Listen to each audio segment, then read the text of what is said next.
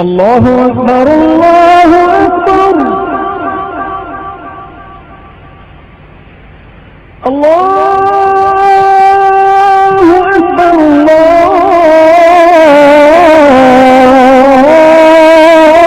الله أكبر أشهد أن لا إله إلا الله أشهد أن لا إله إلا الله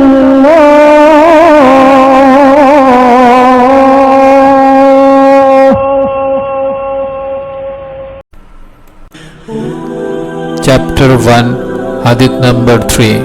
Three types of persons accursed by Gabriel alayhi salam. Ka'b bin Uzra relates Rasulullah sallallahu alayhi wasallam said, "Come near to the minbar, podium of the mosque," and we came near to the minbar. When he ascended the first step of the minbar, he said, "Ameen." When he ascended the second step of the minbar, he said, "Ameen." When he ascended the third step, he said, "Ameen." When he descended, we said, O Rasulullah, we have heard from you today something which we never heard before.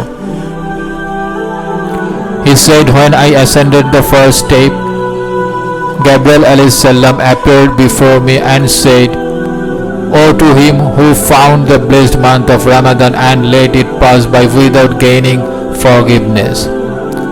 Upon that I said, "Ameen."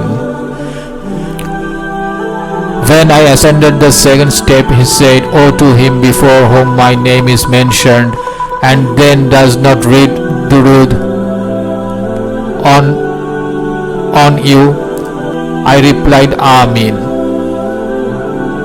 When I ascended the third step, he said, "O unto the person in whose presence both parents or one of them attain old age and through failure to serve them is not allowed to enter heaven," I said, "Ameen."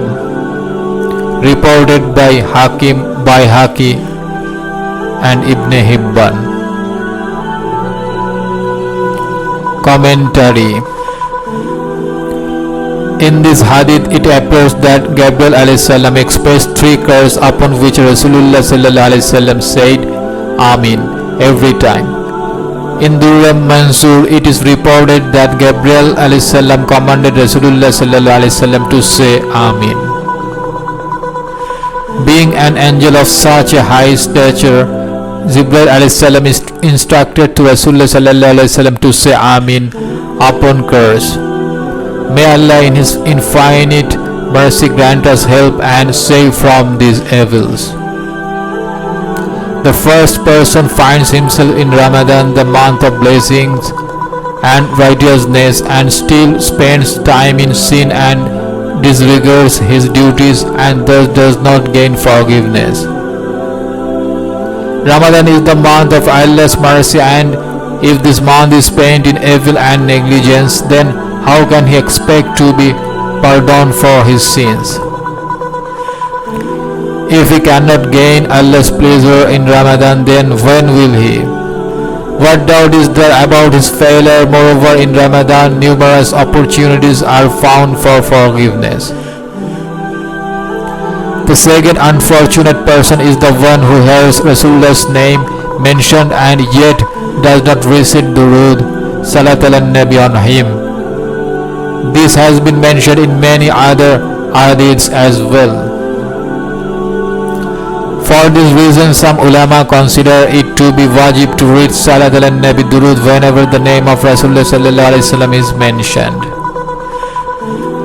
Besides the curse in this hadith, many other warnings have been reported. In some hadith, the person who fails to do so is called an unfortunate and a miser. At some places, such people are even mentioned to be among those who are deserters and who have lost way to paradise, or among those who will enter hell, and those who are irreligious, and those who will not be allowed to look at the blessed face of Rasulullah sallallahu alaihi wasallam. The ulama give us different interpretation of this hadith. The fact is that Rasulullah's warning to the one who failed to recite Salat al-Nabi Durud is so severe that it is difficult to endure, and why not?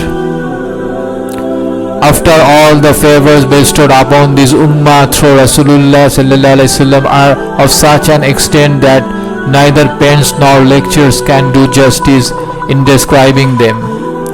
His favors on us are indeed so great that they truly justify the numerous warnings.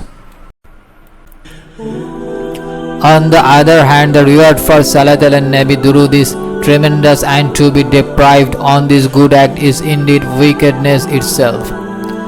The hadith teaches us that whoever recites one Salat al-Nabi Durud on Rasulullah on them Allah sends 10 mercies, and for them the angels make dua.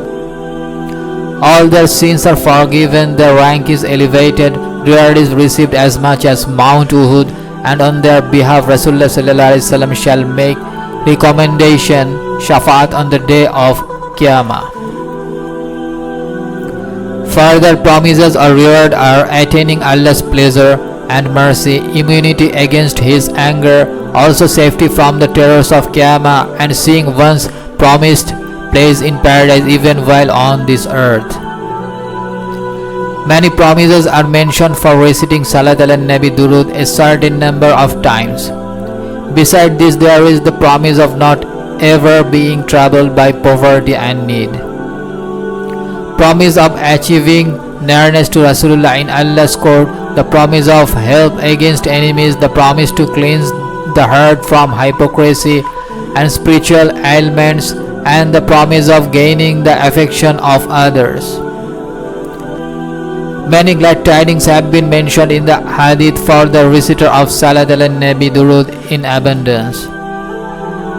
The scholar of fiqh has said that it is fair to recite Salat al-Nabi Durud at least once in a lifetime, while it is wajib to recite it every time the name of Rasulullah is mentioned. Some say it is mustahab. The third person is the one in whose presence one or both of his parents reach old age and yet is unable to gain paradise through failure to serve them. This has been explained in many ahadith. The Islamic scholars have stated that in every permissible act it is compulsory to obey one's parents' commands. One should not be disrespectful to them but be humble even though one's father and mother be non-believers. Neither should one raise his voice above theirs, nor address parents by their first names. They should be given the preference to do anything before and ahead of you. For example, eating, walking, sitting, etc. When they have to be called towards good and prohibited from evil, it should be done with softness. If they refuse to accept, they should still be honored and respected, and dua for their guidance should be made. In one hadith it is related, the best of doors entering paradise is the father. If he wish, look after this, and if he wish, destroy it. A Sahabi companion inquired from Rasulullah what are the fights that are due to parents? He replied, there are your paradise and hell. Their happiness is paradise and their displeasure is hell. Further, it is stated in the hadith that when an obedient son looks with love and devotion to his parents, the reward for the gaze shall be the same as for a Maqbul accepted Hajj. In another hadith, it is stated that apart from associating other gods with Allah, Allah forgives all as He pleases. However, He inflicts the punishment for disobedience to parents in this world before death. A Sahabi radhiyallahu said, O Messengers of Allah, I want to go for jihad. Rasulullah asked, is your mother alive? He replied, yes. Rasulullah then said, sir, her paradise lies beneath her feet for you. It is mentioned in the hadith, the pleasure of Allah lies in pleasing one's father and Allah's displeasure lies in displeasing one's father. In numerous other hadith, the importance and virtue of this has been discussed. From the above, it should not be deduced that where parents had not been properly treated and respected are now dead, there is no other way out except hell for the children. In Sharia there is a way out. The hadith teaches us that in such cases one should make dua and istighfar for them, and by doing so one will be counted among those who are obedient. Another hadith states that the best one can do after one's father's death is to treat his friends and companions in a manner just as the father would have done. To get new episodes, click subscribe button.